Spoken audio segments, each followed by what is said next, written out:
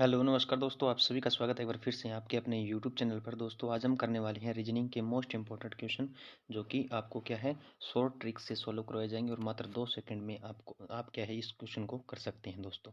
तो ये हमारा रीजनिंग का पार्ट 6 है दोस्तों। अगर आपने हमारे पिछले पार्टों को नहीं देखा है तो आप प्लीज़ चैनल पर जाकर के पिछले पार्ट भी देख सकते हैं दोस्तों। और हम रीजनिंग का पार्ट वाइज करवा रहे हैं ताकि आपकी रीजनिंग है वो जल्द से जल्द कंप्लीट हो जाए दोस्तों। और चलिए स्टार्ट करते हैं अपने फर्स्ट क्वेश्चन से। और आगामी जितने भी आपके एग्जाम होने वाले हैं उनमें सभी के लिए ये महत्वपूर्ण क्लास रहेगी दोस्तों, इसलिए अंत तक बने रहिएगा, ठीक है। अब फर्स्ट क्वेश्चन हमारा किस तरीके से दे रखा है। फर्स्ट क्वेश्चन हमें ये दे रखा है कि यदि किसी कूट में एक्स वाई जेड को ए बी सी लिखा जाता है तो ए बी सी को क्या लिखा जाएगा। ए बी सी को हम क्या लिख सकते हैं दोस्तों। तो सबसे पहले अगर हम देखें तो जैसे एक्स वाई जेड को क्या लिखा रखा है इसने, ए बी सी लिख रखा है। तो अब ए बी सी पूछा है तो कुछ लोग ऐसे कर देंगे कि एक्स वाई जेड कर देंगे, क्योंकि इसका उल्टा कर देंगे। और इसने यहाँ पे ये इस तरीके से ही लिख रखा है, ठीक है। और इस ऑप्शन में भी हमें दे रखा है कि एक्स वाई जेड है, तो कुछ लोग ये करके आ जाएंगे और राजी हो जाएंगे, ठीक है। अपना जो मन है उसको क्या है प्रसन्न कर लेंगे। तो इस तरीके से नहीं होगा, क्योंकि किस तरीके से इसने दे रखा है, जैसे यहाँ पे एक्स की वैल्यू दे रखी है और आगे क्या दे रखा है, यहाँ पे ए दे रखा है। तो इसने क्या किया है, वाई और जेड यानी दो दो अक्षरों का गैप छोड़ दिया है, बीच में दो दो अक्षर छोड़ दिए हैं। फिर आगे अगर वाई देखें तो यहाँ पे इसने क्या छोड़ा है, जेड और ए को छोड़कर बी लिखा हुआ है, जो यहाँ पे ए बी सी लिखा हुआ है। फिर जेड के अंदर क्या किया इसने, ए और बी को छोड़ दिया और सी को आगे इसने लिख दिया है। इसी तरीके से हम ए बी सी को भी लिखेंगे दोस्तों। अब अगर हम ए बी सी को लिखें, अगर दो दो अक्षरों का गैप छोड़ें, जैसे यहाँ पे बी और सी को छोड़ दिया तो आगे हमारा क्या आने वाला है, डी आएगा। इसी तरीके से इस बी के अंदर अगर दो अक्षर छोड़ें तो सी और डी को हमने छोड़ दिया तो हमारा ई आएगा। इसी तरीके से सी को अगर हम ऐसा छोड़ें तो सी के अंदर ई डी और सी के अंदर हम डी और ई को अगर छोड़ दें तो क्या आएगा, हमारे पास एफ आ जाएगा, ठीक है। तो हमारे पास वैल्यू क्या आई, डी ई एफ जो है वो हमारे पास आंसर आया है। और ऐसा आंसर क्या है हमारे कौन से ऑप्शन में देखने को मिल रहा है, तो ऑप्शन सी के अंदर हमें देखने को मिल रहा है, जो इस क्वेश्चन का राइट आंसर हो जाएगा दोस्तों। आगे बढ़ते हैं दूसरे क्वेश्चन की तरफ। तो दूसरे क्वेश्चन में हमें क्या दे रखा है दोस्तों, नीचे दी गई प्रश्न का सही वेन आरेख बताएं। और क्वेश्चन मार्क दे रखा है आगे, क्योंकि वेन आरेख है वो डायग्राम किस तरीके से बनेगा दोस्तों। यहाँ पे शिक्षित लोगों का और बेरोजगार लोगों का और अध्यापकों का हमें दे रखा है। तो हमारा जो डायग्राम है वो किस तरीके से बनेगा। सबसे पहले अगर हम देखें तो शिक्षित लोग हम यहाँ पे लिख लेते हैं। जैसे शिक्षित लोग का हमने डायग्राम बनाया, उसके अंदर क्या है, अध्यापक है। अध्यापक सारे क्या है, शिक्षित होते हैं दोस्तों। सबसे पहले आप ये देखिएगा कि शिक्षित लोगों का हमें डायग्राम बनाना है और उसके बाद क्या है, अध्यापकों का डायग्राम। यानी अध्यापक जो भी लगता है वो क्या है, शिक्षित होता है तभी लगता है। अब अगर हम बात करें बेरोजगार लोग, तो बेरोजगार लोग, कुछ बेरोजगार लोग ऐसे भी होते हैं जो शिक्षित होते हैं और कुछ ऐसे होते हैं जो पढ़े लिखे नहीं होते। तो इसलिए क्या है, कुछ लोग हैं वो क्या है, शिक्षित बेरोजगार भी हो सकते हैं, ठीक है दोस्तों। तो हमारा इस डायग्राम किस ऑप्शन में देखने को मिल रहा है, तो वो हमें डी ऑप्शन के अंदर देखने को मिल रहा है, जो कि हमारा करेक्ट आंसर हो जाएगा दोस्तों। आगे अगर हम बात करें, 2 नंबर क्वेश्चन हमारा कंप्लीट हुआ। 3 नंबर क्वेश्चन के बारे में हम बात करें तो 3 नंबर में क्या दे रखा है कि निम्नलिखित संख्या श्रृंखला में अगले पद की पहचान करें। और हमें एक ये सीरीज दे रखी है, ठीक है। तो सीरीज के अंदर क्या है, अगर आप थोड़ा बहुत भी दिमाग लगाते हैं तो इसमें आपको एक सीरीज दे रखी है। तो इसमें क्या है, 2 का पहले इसने स्क्वायर किया, फिर क्या है इसने 3 का स्क्वायर किया, और फिर क्या है 5 का स्क्वायर कर दिया, ठीक है, जो 25 है। और फिर इसने 7 का स्क्वायर किया जो कि 49 है। अब अगर हम सीरीज की तरफ चलें तो यहाँ पे हम 9 का स्क्वायर नहीं कर सकते दोस्तों। क्यों नहीं कर सकते, क्योंकि इसमें एक चीज़ हमने नोट की कि ये सारी की सारी जो संख्याएं हैं वो क्या है, अभाज्य संख्याएं हैं, ठीक है। अगर 9 का हम देखें तो 9 को अगर हम गुणनखंड करें तो ये 1 से भी विभाजित हो सकता है, 3 से भी हो सकता है, और क्या है 9 से तो होगा ही होगा, ठीक है। अब हमें यहाँ पे अगर देखें 7 की अगर सीरीज देखें, 7 का गुणनखंड करें तो ये 1 से और 7 से ही विभाजित होगा, यानी ये सारी की सारी क्या है, अभाज्य संख्याएं हैं। तो ऐसा नंबर हमें लेके आना होगा यहाँ पे, जो कि क्या है, अभाज्य संख्या ही हो।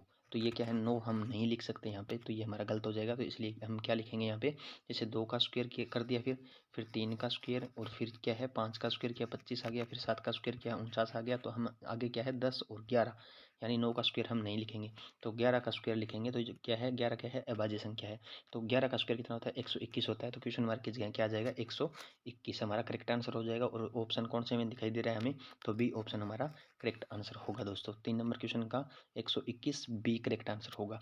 ठीक है, इसी तरीके से हम चौथा क्वेश्चन करते हैं दोस्तों। चौथा क्वेश्चन किस तरीके से हमें दे रखा है, चौथा क्वेश्चन दे रखा है कि निम्नलिखित प्रश्न में उस विकल्प का पता लगाएं जो प्रश्न चिन्ह के स्थान पर आएगा। यानी इस प्रश्न चिन्ह के स्थान पर क्या आने वाला है वो हमें पूछ रखा है दोस्तों। जैसे यहाँ पे बी ई और डी वाई, जैसे बी ई का डी वाई से संबंध है, उसी प्रकार सी डी का संबंध आगे किस कौन सी वाली संख्या से होगा। अगर आप एक चीज़ देखें तो यहाँ पे क्या दे रखा है, बी कितने नंबर पे आता है, 2 पे आता है, और ई कितने पे आता है 5 पे आता है।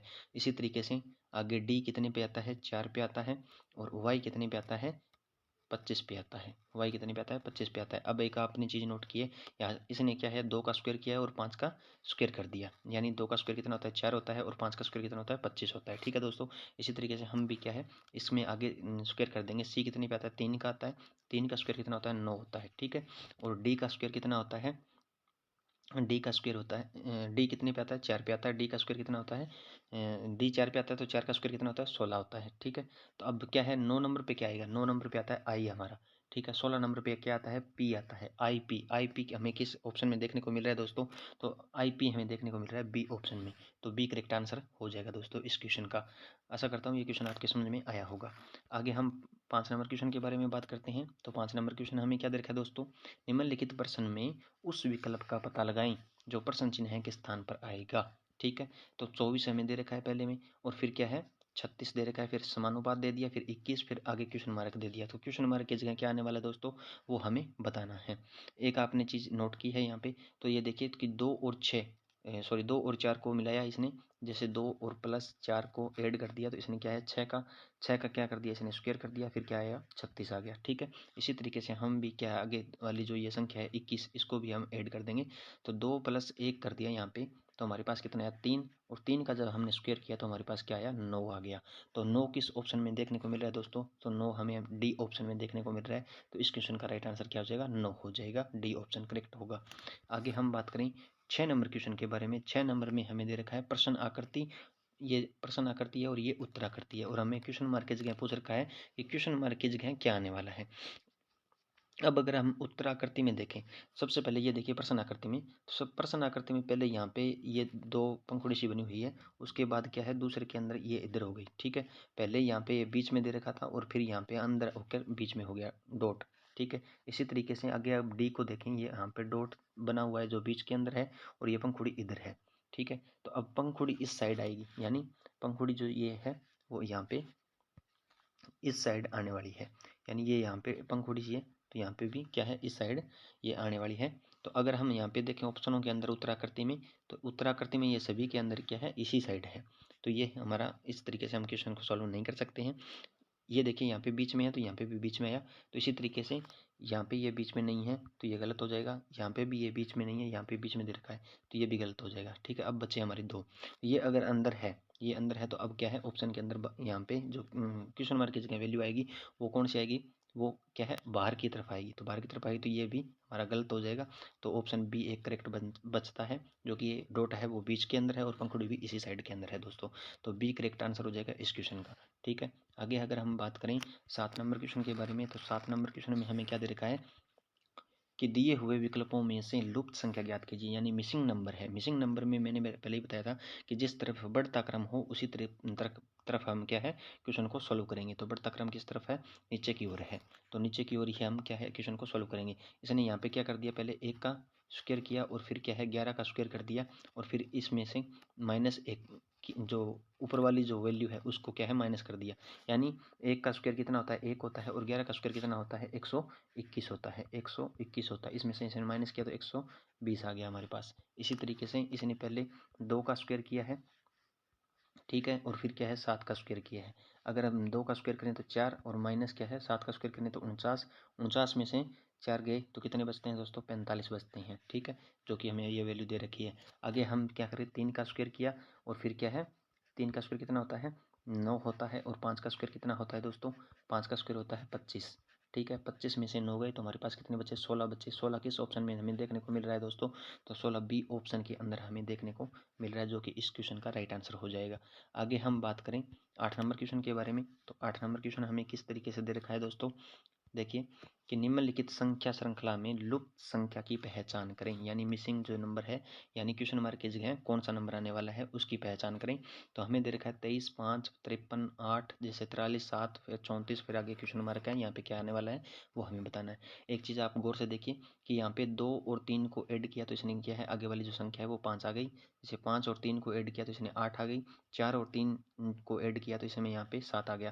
फिर 3 और 4 को अगर हम ऐड कर देते हैं तो हमारे पास 7 वैल्यू आती है, जो कि क्वेश्चन मार्क की जगह आने वाली है। और ऐसा किस ऑप्शन में देखने को मिल रहा है? वो हमें ए ऑप्शन में देखने को मिल रहा है। 7 हमारा करेक्ट आंसर हो जाएगा दोस्तों, ए ऑप्शन राइट आंसर होगा। ठीक है। आगे हम बात करें 9 नंबर क्वेश्चन के बारे में। तो 9 नंबर क्वेश्चन में हमें क्या दे रखा है दोस्तों? 9 नंबर में दे रखा है दिए हुए विकल्पों में से लुप्त संख्या ज्ञात कीजिए, यानी मिसिंग नंबर हमें दे रखा है। मिसिंग नंबर हमें दे रखा है दोस्तों। तो अब देखिए कि बढ़ता क्रम किस तरफ है, तो बढ़ता क्रम यहाँ पे इस तरफ है। ठीक है, यानी इस ओर बढ़ता क्रम है मिसिंग नंबर में। ठीक है, तो हम किस तरीके से सॉल्व करेंगे इसको? पहले हम 8 का गुणा कर लेते हैं 2 के साथ। ठीक है, 8 दूनी कितने हो गए? 16 हो गए। 16 और फिर ये प्लस 17 कर देंगे, प्लस 17 किया तो हमारे पास ये 33 आता है। ठीक है, इसी तरीके से हम क्या है 12 इंटू 2 करेंगे तो हमारे पास क्या आएगा? 24 आएगा। 24 में ये प्लस 5 ऐड करेंगे, प्लस 5 कर दिया तो हमारे पास ये 29 आ जाता है। इसी तरीके से फिर हम 10 का गुणा करेंगे 2 से, और क्या है हमारे पास क्या है 10 दूना 20 हो गए। और फिर ये 13 जो है इसको ऐड कर लेंगे, प्लस 13 ऐड किया तो हमारे पास कितना आएगा? 33 आएगा। क्वेश्चन मार्क की जगह क्या आएगा? 33 आएगा दोस्तों। तो किस ऑप्शन में हमें देखने को मिल रहा है 33? तो डी ऑप्शन के अंदर हमें देखने को मिल रहा है। आगे हम बात करें 10 नंबर क्वेश्चन के बारे में। तो 10 नंबर क्वेश्चन हमारा किस तरीके से है? 10 नंबर क्वेश्चन करने से पहले मैं आपको बता दूं कि अगर आप हमारे चैनल पर नए हैं तो चैनल को सब्सक्राइब करें और बेल आइकन को प्रेस करें ताकि नोटिफिकेशन आपके पास पहुंचता रहे दोस्तों जब भी हम नई वीडियो अपलोड करें। और आपने अभी तक वीडियो को लाइक कमेंट शेयर नहीं किया तो प्लीज़ जरूर करें। यहाँ पर दे रखा है मेंढक, बिल्ली और कुत्ता, 3 प्रजातियां दे रखी है और तीनों ही क्या है अलग अलग होगी। तो क्या है पहले मेंढक का बन जाएगा, फिर बिल्ली का बन जाएगा और फिर क्या है कुत्ते का बन जाएगा। तो इस तरीके से यहाँ ये डायग्राम बनने वाले हैं दोस्तों। और ऐसा डायग्राम हमें किस ऑप्शन में देखने को मिल रहा है? तो ये बी ऑप्शन में देखने को मिल रहा है दोस्तों। मिलते हैं नेक्स्ट वीडियो में, तब तक के लिए जय हिंद जय भारत।